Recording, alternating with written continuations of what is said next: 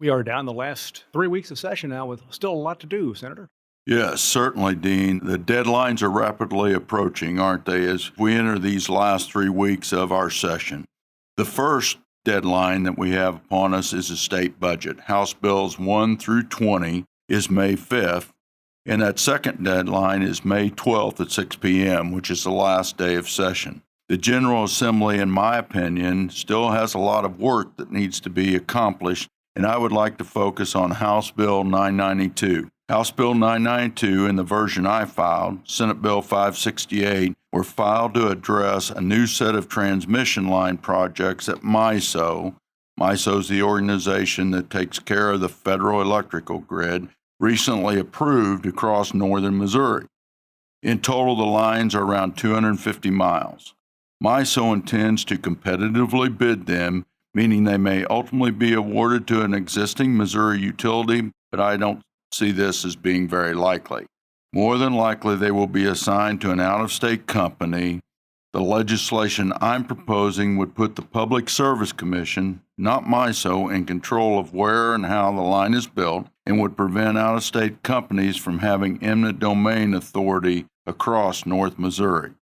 The legislation would also require local utility companies to collaborate for the best route, minimizing the impact on property owners and farmers by co-locating lines wherever possible.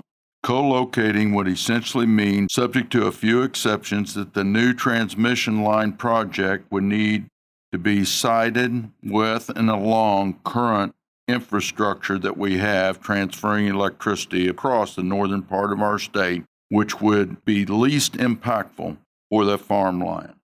To date, only one company that has bid on this new transmission project has sought to co-locate the line. All other bidders would be adding 250 miles of greenfield transmission. Because of co-location, there is a conflict between wanting utilities to build brownfield or co-located lines and MISO making bidders identify low-cost solutions. This bill would resolve that conflict in a way that creates value for Missouri landowners, Missouri companies, and Missouri customers. This proposal, however, has not been without opposition.